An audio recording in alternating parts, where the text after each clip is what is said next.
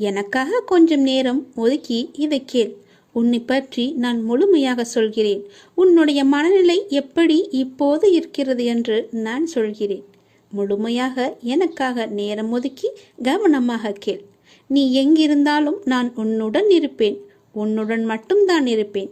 நீ இப்போது எந்த நிலையில் இருக்கிறாய் தெரியுமா? இன்ப நிலை நீங்கி துன்ப சுமையை நீ சுமந்து கொண்டிருக்கிறாயே. அனுபவிக்க இன்னும் என்ன இருக்கிறது என்ற அளவில் துன்பத்தின் எல்லை வரை சென்றுவிட்டு வெறுமையாய் நின்று என் சன்னதியில் எனது முகத்தை உற்று பார்த்து அழுது கொண்டிருக்கிறாய். உன்னை நான் கண்டு கொள்ளவில்லை என்று நினைத்தும் கொண்டிருக்கிறாய். உன்னை கரிசனத்தோடு நான் கவனித்து கொண்டுதான் இருக்கிறேன். ஒவ்வொரு முறையும் உன்னை தைரியப்படுத்தி கொண்டுதான் வருகிறேன் என்பதை நீ நினைவுபடுத்திக்கொள். நான் உனக்கு ஒன்றும் செய்யவில்லை என்று மட்டும் நினைத்து விடாதே.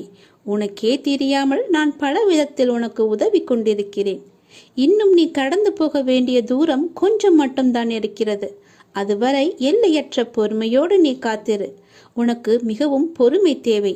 தீவிர நம்பிக்கையோடு உனது சுமையின் கணம் தெரியாமல் இருப்பதற்காக எனது நாமத்தை நீ உச்சரித்தபடியே இருக்க வேண்டும். எனது சத்தத்தை உணர்வுள்ள நீ கவனித்துக்கொண்டு அதன்படி நடந்து கொள். அப்போது உனக்கு ஆறுதல் கிடைக்கும், மன நிம்மதி கிடைக்கும். நீ இப்போது கவலைப்பட்டு கொண்டிருக்கிறாயே, அந்த கவலை உனக்கே தெரியாமல் காணாமல் போய்விடும். இருந்த இடம் தெரியாமல் போய்விடும். நீ எதை பற்றியுமே மனதில் வைத்துக்கொண்டு சஞ்சலப்பட்டு கொண்டிருக்காதே. நான் உன் கூடவே இருக்கிறேன். எது வந்தாலும் நான் பார்த்து கொள்கிறேன். என்னுடைய அருள் நான் உனக்கு தருகிறேன். என் அருள் முழுவதையும் ஆசீர்வாதத்தையும் நான் உனக்கு தருகிறேன். நான் உனக்கு அருள் செய்ய காத்து கொண்டிருக்கிறேன். இப்படியெல்லாம் நான் செய்யும்போது நீ எதற்காக வீணாக கவலைப்பட்டு கொண்டு உன்னை நீயே வருத்தி கொண்டிருக்கிறாய்? வேண்டாம் தங்கமே. வீசும் காற்றுக்கு அளவுகோல் தெரியாது. பாய்ந்து சுழன்று வரும் அலையான நீருக்கு அளவு கிடையாது. சுடர் கொண்டு எரியும் நெருப்புக்கு அளவை எட்ட முடியாது. பரந்த ஆகாயத்திற்கு எல்லை என்ற அளவுகோல் இல்லை. நீளம் என்ற பரந்த பூமிக்கு ஆழங்களின் அளவுகோல் இல்லை. நீ போகும் தூரத்திற்கும் கடக்கும் பாதைக்கும் உன் அனுபவங்களுக்கும் அளவுகோல் உண்டா? இவற்றுக்கே இல்லை என்ற போது உன் வெற்றியை மட்டும் உனக்கு அளவுகோல் வைத்தால் நான் கொடுப்பேன். உனக்கான எல்லாமே தக்க சமயத்தில் கொடுத்து நான் உன்னை வாழ வைப்பேன். உன்னுடைய பாதைகள் எல்லாமே தெளிவாகும் காலம் வந்துவிட்டது. பணிகள் படர்ந்து இருள் சூழ்ந்த கஷ்டங்கள் எல்லாமே விலகி போகப் போகிறது. உன் மனம் நொந்து போன விஷயங்கள் எல்லாமே இப்போது உன் மனம் மகிழ்ச்சி அடையும் அளவிற்கு இனிமேல் ஒன்றின் பின் ஒன்றாக நிகழப்போகிறது. நிம்மதி என்ற மலர் உன் வீட்டில் பூக்கப் போகிறது. உன் மனதில் மலரப் போகிறது. இனிமேல் தென்றலாய் வசந்தமாய் நீ எப்போதும் வசந்த காற்றை சுவாசிக்கப் போகிறாய். நீ எதற்காகவுமே பயப்படாதே, கலங்காதே. உன்னில் வெற்றி என்ற தீபத்தை நான் ஏற்றி காமிக்கிறேன். அகிலத்தின் ரூபமாய் நான் எப்போதுமே உனக்கு துணையாக இருப்பேன். இது நிச்சயமாகவே நடக்கும். எதை பற்றியுமே கவலைப்படாதே. இன்றைய இப்போதைய சூழ்நிலையை வைத்து எதிர்காலத்தை நீ தீர்மானித்து விடாதே. எல்லாவற்றையுமே நானே பார்த்து கொள்கிறேன். உன் அப்பா நான் இருக்கும்போது எதற்குமே நீ கவலைப்படாதே. உனக்கான தவம் முடிவடைய உள்ளது. நீ என்னிடம் நிறைய வேண்டுதல்களை வைத்தாய். அதற்காகத்தான் இத்தனை நாட்கள் அது நிறைவேற வேண்டுமென்று உனக்காக நான் பசியும் பட்டினியாக தவம் இருந்து வந்தேன். அந்த தவம் இப்போது முடியும் தருவாயில் இருக்கிறது. நான் எனது கண்களை திறந்து பார்க்க போகிறேன். நான் எனது கண்களை திறந்து உனக்கு பல வரங்களை அளிக்க உள்ளேன். பிறக்கப் போகும் நாள் உனக்கு புது வாழ்வாக அமையப் போகிறது. பல பல அற்புதங்கள் நிகழப் போகின்றன. உன் பொறுமைக்கு நான் எப்படி நன்றி சொல்வது என்று எனக்கு தெரியவில்லை. நீ என்னிடம் கேட்டு எத்தனை நாட்களாக காத்திருந்தாய். ஏன் அப்பா எதுவுமே பதில் சொல்லவில்லை என்று நினைத்து புலம்பி தவித்து கொண்டிருந்தாய். அதற்கெல்லாம் காரணம் இதுதான். நான் மௌனமாக இருப்பதற்கு காரணமும் இதுதான். அப்படிதான் இருந்தேன். என்னால் எப்படி பேச முடியும்? நான் உனக்காக, உன்னுடைய வாழ்க்கைக்காகத்தானே நான் மௌன விரதம் இருந்து தவம் இருந்தேன்.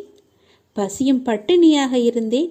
என் குழந்தை நன்றாக இருக்க வேண்டுமென்று பெற்றோர் விரதம் இருப்பதில்லையா? அதுபோலத்தானே நானும் என் பிள்ளைக்காக தவம் இருந்தேன். அப்படி இருக்கும்போது என்னை பார்த்து நீ அப்படி கேட்டிருக்க கூடாது. உன் அப்பாவுக்கு காது நன்றாகவே கேட்கும். நீ என்ன செவிடா என்று கேட்டாய். நீ உனக்கு ஊமையா என்று கூட என்னை கேட்டாய். நீ எல்லாவற்றிற்குமே பதில்தான் இந்த பதிவு. நான் ஊமையும் இல்லை, செவிடனும் இல்லை. எனக்கு நன்றாகவே காது கேட்கும். நான் நன்றாகவே பேசுவேன். எல்லாவற்றையுமே நான் பொறுத்து கொண்டு நான் பொறுமையாக இருந்ததற்கு காரணம் உனக்கு நல்லது நடக்க வைப்பதற்காகத்தான். அதற்காகத்தான் இத்தனை நாட்கள் நான் பொறுமையாக இருந்தேன். இருந்தாலும் நான் பொறுமையாக இருந்ததற்காக நீயும் உன் பொறுமையை இழக்கவில்லை. அவ்வப்போது மாயை என்ற வலையில் சிக்கி உன்னுடைய பொறுமையை இழக்க நினைத்தாய். அந்த நேரத்தில்தான் நீ என்னை வசைப்பாடினாய். இருந்தாலும் என் பிள்ளைக்காக நான் என்னுடைய தவத்தை மேற்கொண்டே வந்தேன். அந்த தவம் முடியும் நேரம் இது. உனக்கான நல்ல நேரம் வரப்போகிறது. என்னுடைய தவ காலத்தில் நான் மூச்சு விடுவது கூட உன்னுடைய பெயரை உச்சரித்துதான் நானே மூச்சு விட்டேன். அப்படி இருக்கும்போது நீ என்னை இகழ்வாக நினைப்பது சரியா? பரவாயில்லை குழந்தையே, நீ எனக்காகத்தானே பொறுமையாக இருக்கிறாய். அப்பா நிறைவேற்றுவார் என்றுதானே நீ பொறுமையாகவும் நம்பிக்கையாகவும் இருக்கிறாய். உன்னுடைய பொறுமையை நான் இனி சோதிக்க மாட்டேன். உன்னுடைய நம்பிக்கையை நான் குலைக்க மாட்டேன். என் அப்பனிடம் கேட்டதுபடியே நான் உனக்கு அள்ளித்தரப்போகிறேன். உன் வேண்டுதல் கூடிய விரைவில் நடக்கப் போகிறது. ஏதாவது ரூபத்தில் நானே உனக்கு வந்து உதவப் போகின்றேன். உன் தேவைகளை நிறைவேற்றப் போகிறேன். அனைத்தையும் நானே நடத்துகின்றேன் என்று திடமாக நீ நம்பு. எனக்கு நானாகவே செய்கிறேன் என்ற எண்ணத்தை நீ வரவிடாதே. நான் உனக்கு துணையாக இருப்பேன். நீ நடக்கும் பாதையில் முட்கள் இருந்தால் அதை நானே உனக்கு முன்பாகவே சென்று களைத்து விடுகின்றேன். நான் உன்னுடைய வந்து கொண்டிருக்கின்றேன். உன் பின்னால் நான் வந்து கொண்டே இருக்கிறேன். உனக்கு முன்னால் சென்று உன் கால்களை குத்தும் முட்களை நானே எடுத்து விடுகின்றேன். கவலையே படாதே. உனக்கு உதவ ஏதாவது ஒரு ரூபத்தில் உன் அருகில் நான் இருப்பேன். நீ எதற்கும் பயப்படக்கூடாது. உன்னுடைய தேவைகள் எது என்று நீ கருதுகின்றாயோ அதை எல்லாவற்றையுமே நானே நிறைவேற்றி தருகிறேன். நீ செய்ய வேண்டியது எல்லாம் நீ நல்லதையே நினைப்பது மட்டுமே. நல்லதை மட்டுமே செய்ய வேண்டியது. உனக்கு தீமை வந்தாலும் நீ செய்த நன்மை நிச்சயம் உன்னை காப்பாற்றும். அதனால் எப்பொழுதெல்லாம் உனக்கு நேரம் கிடைக்கின்றதோ அப்போதெல்லாம் உன்னால் முடிந்த உதவிகளை, சிறு சிறு உதவிகளை மற்றவர்களுக்கு செய்து வா. அவர்களால் முடியாது, இயலாதவர்களாக பார்த்து நீ உதவி செய். நிச்சயம் உனக்கு பல நன்மைகள் காத்திருக்கும். உன்னுடைய கர்மாக்கள் எல்லாம் ஒழிந்துவிடும். உனக்கு புண்ணியங்கள் சேர்ந்து கொண்டே இருக்கும். உன்னை பற்றி பிறர் நல்லவிதமாகத்தான் நினைக்க வேண்டும் என்பதை நீ விரும்பக்கூடாது. உன்னுடைய இயல்பு எது என்றோ அப்படியே நீ இரு. உன்னுடைய இயல்பிலிருந்து மாறாமல் இரு. படைத்தவன் எனக்கு தெரியும் நீ சிறந்தவன் என்று. நான் உன்னை எப்படி படைத்தேனோ அப்படியே இரு. யாருக்காகவும் உன்னை நீ மாற்றிக்கொள்ள விரும்பாதே. யாருக்காகவும் நீ மாற்றிக்கொள்ள கூடவும் கூடாது. உன்னுடைய அப்பாவின் கட்டளை இது. நன்றாக வாழ்ந்தவன் கெட்டதும் இல்லை, துயரங்கள் எதுவும் நிரந்தரமும் இல்லை. அதனால் உன்னுடைய கஷ்டங்கள், இன்றைய கஷ்டங்கள் நாளையே இன்பமாக மாறும். அதனால் அதை நீ பெரிதாக எடுத்துக்கொண்டு இன்றைய இன்பத்தை நீ தொலைத்து விடாதே. எதுவரை போகட்டுமோ போகட்டும். உனக்கு நான் இருக்கின்றேன். மனம் தளராதே. அனைத்துமே ஒரு நாள் முடிவுக்கு வந்து சேரும். பிரச்சனை என்று இருந்தால் அதற்கு ஒரு தீர்வு என்று இருக்கும் அல்லவா? பயப்படாதே. எல்லாவற்றையும் உருவாக்கியவன் நான் தான். நான் பார்த்து கொள்கிறேன். எதிலும் பொறுமை, எங்கும் பொறுமை. உன்னிடத்தில் அனைத்து நல்ல பண்புகளையும் நான் கொடுப்பேன். உன்னுடைய கர்ம பலனை நான் கழித்து வருவதால் உனக்கு எல்லாமே தாமதமாகிறது. நம்பிக்கையை மட்டும் கைவிட்டு விடாதே. என்னை நம்பு. யார் விட்டாலும் நான் உன்னை கைவிடவே மாட்டேன். உன்னுடைய வாழ்க்கையின் அடுத்த கட்டம் ஆரம்பமாகிவிட்டது. இது மகிழ்ச்சியாக உனக்கு பிடித்த மாதிரி நான் தருகிறேன். நீ எதை வேண்டி என்னிடம் வந்தாயோ அது வரும் அமாவாசைக்குள் உன்னை வந்து சேரும். நீ மகிழ்ச்சியாகவே இருப்பாய். இது சத்தியம். இது என்னுடைய சத்திய வாக்கு. கர்மங்களை எல்லாம் குறைத்து கொள்ள ஒரு எளிய வழி சொல்கிறேன். அதை நீ தைரியமாக அனுப்புவது மட்டுமே. நீங்கள் எப்போதும் என்னை நினைத்து என் மேல் நம்பிக்கை கொண்டிருந்தால் அதை அனுபவிக்கும் சக்தியை நான் கொடுக்கின்றேன். அது துன்பம் என்ற எண்ணம் உன்னில் ஏற்படாமல் நான் பார்த்துக் கொள்கின்றேன். உனக்கு நல்லது நடக்கும்படி நான் அதை செய்கின்றேன்.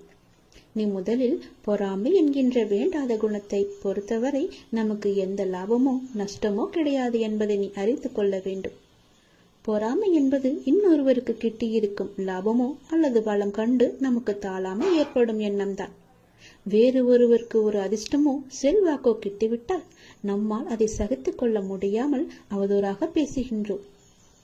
அவருக்கு நஷ்டம் ஏற்பட்டுவிட்டால் மகிழ்ச்சியும் அடைகின்றோம். இது நல்லதா? அந்த மனிதனின் வளம் பெற்றால் நமக்கு என்ன நஷ்டம் ஏற்பட்டுவிடப் போகிறது? ஆனால் ஜனங்கள் இப்படி சிந்திப்பதில்லையே. அவனுக்கு நலம் கிட்டினால் நாமும் மகிழ்வோம்.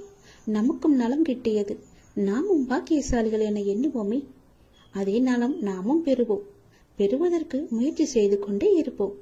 அதுவே நமது விருப்பமும் தீர்மானமாக இருக்கும் வரை அந்த லட்சியத்தை எளிதாகவே அடைந்து விடலாம். நம்மிடமிருந்து அவன் எதையும் எடுத்து செல்லவில்லையே, ஒன்றும் கிடையாதே. அவனுடைய கர்மாவின் பலனாக அவன் வளம் பெற்றான். அப்படி இருக்க அதை கண்டு நாம் ஏன் பொறாமைப்பட வேண்டும்? ஆகவே முதலில் பொறாமையை வென்று விட வேண்டும். அதை தூக்கி எறிந்து விடு. உனக்கு நெய்ய வேண்டியதை நான் செய்கிறேன்.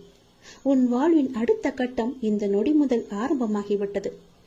தை அமாவாசைக்கு பிறகு உனக்கு எல்லாமே நல்லதாகவே நடக்கும். உனக்கு இப்போது நன்றாக புரிந்திருக்கும். இதுவரை கடினமாக இருந்த முதல் பாகம் இப்போது மகிழ்ச்சியான இரண்டாம் பாகமாக மாறுவதற்கான அறிகுறிகளை நீ உணர்ந்திருப்பாய். அப்படி நீ உணரவில்லை என்றால் நீ வரும் நாட்களில் கண்டிப்பாகவே உணர்வாய். உன் வாழ்வின் அடுத்த கட்டம் மகிழ்வானதாகவே உனக்கு பிடித்த மாதிரியே இருக்கும். நானே அதற்கு பொறுப்பு. உன்னுடைய வாழ்க்கை முடிந்து போகவில்லை. உன் அமாவாசைக்கு பிறகுதான் உன்னுடைய வாழ்க்கையே ஆரம்பிக்க போகிறது. அந்த இனிதான வாழ்க்கையை வாழ, நீ சந்தோஷமாக வாழ, நீ நிம்மதியாக வாழ அதை நான் தயார்படுத்தி கொண்டிருக்கின்றேன். வரும் தை அமாவாசையன்று அது உன் கையில் கிடைக்கும்படி நான் செய்து தருகிறேன். கண்டிப்பாகவே அதில் பல நல்ல நல்ல மகிழ்ச்சியான சந்தோஷங்களை எல்லாம் நான் வைத்திருக்கின்றேன். அதை அனுபவிக்க நீ எப்போதும் போல தயாராக இரு. உனக்கு வெற்றி கிடைக்கும் நேரம் வந்துவிட்டது. மனம் தளராதே. நீ உயரமாக வளர்ந்து ஜோதியை போல ஜொலிக்கப் போகிறாய். சந்தோஷமாக இரு. நீ இப்போது உன் மனதில் ஏகப்பட்ட குழப்பங்களுடன் பதற்றத்துடனும் இருக்கின்றாய். வீணான கவலைகளை உன் மனதில் வைத்துக் கொண்டிருக்கிறாய். உன் மனமானது, உன் இதயமானது துடித்துடிப்புடன் காணப்படுகிறது. ஏன்? எதற்காக?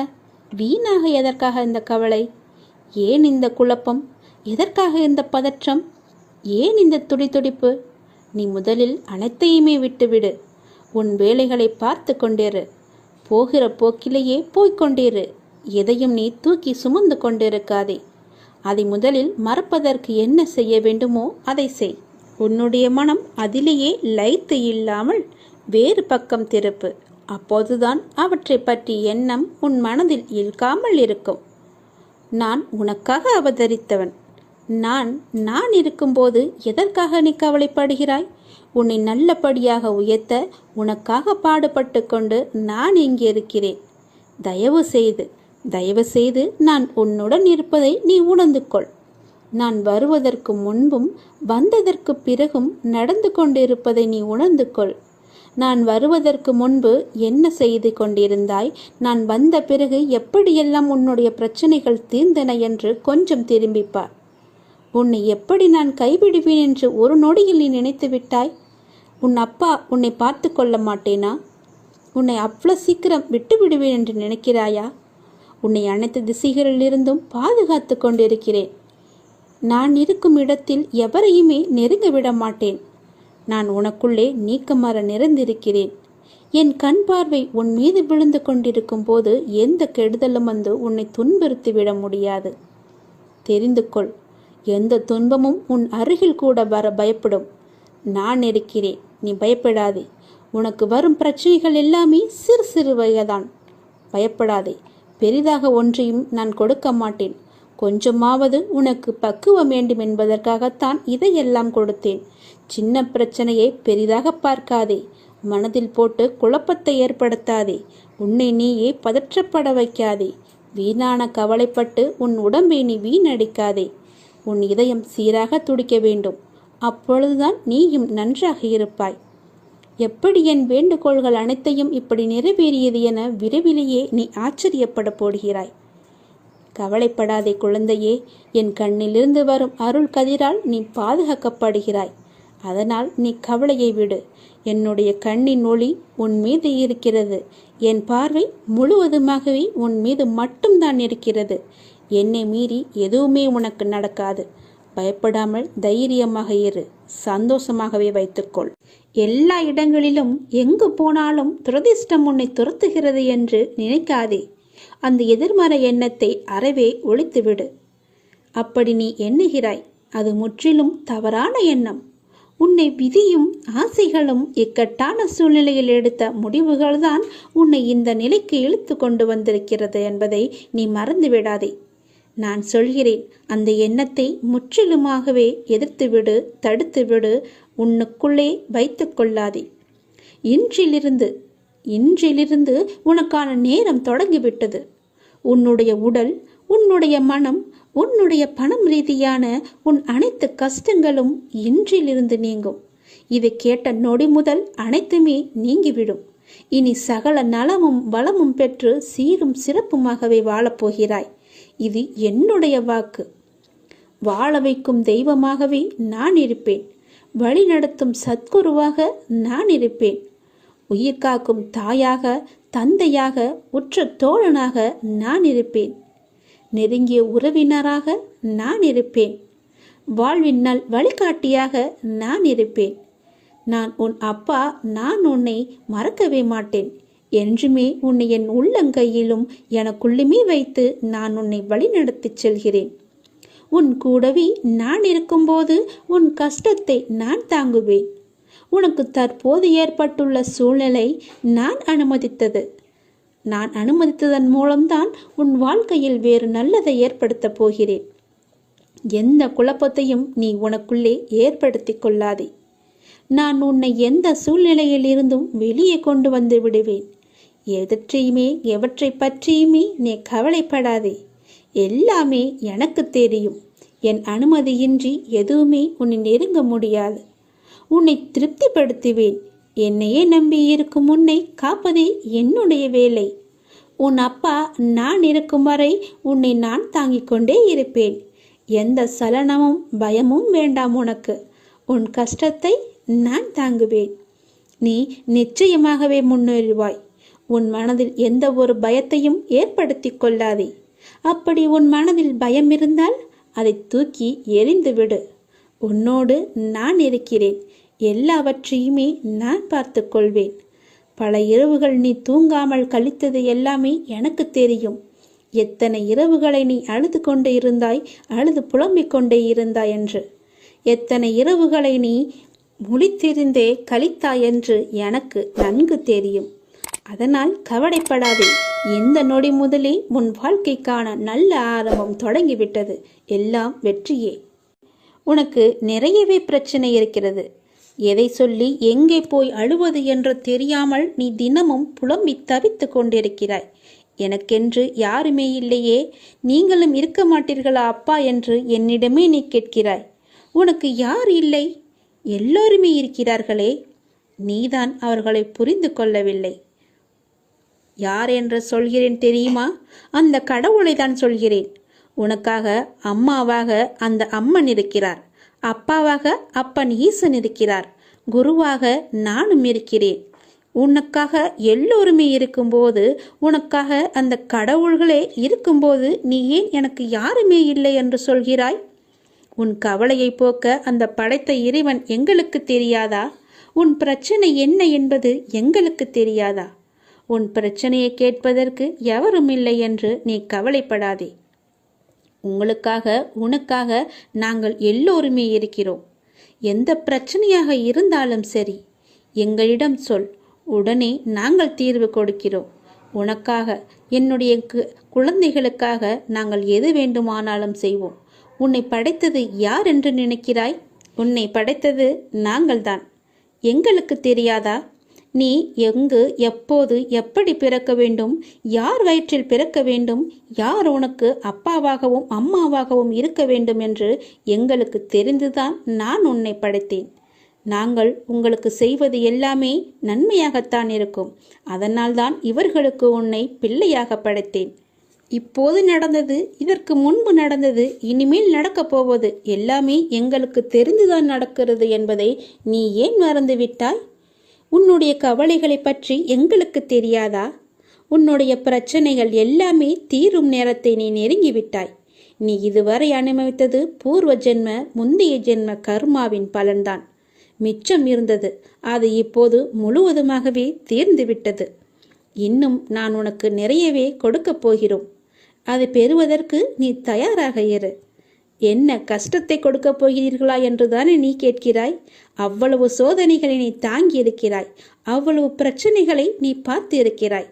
கவலைப்படாதே, இனி வருவது உனக்கு பிரச்சனை அல்ல, உனக்கு கவலையும் அல்ல, உனக்கு சந்தோஷம்தான். உன்னுடைய பிரச்சனைகள் எல்லாமே முடிந்து விட்டது, அதற்கு தீர்வும் நீ கண்டு விட்டாய்.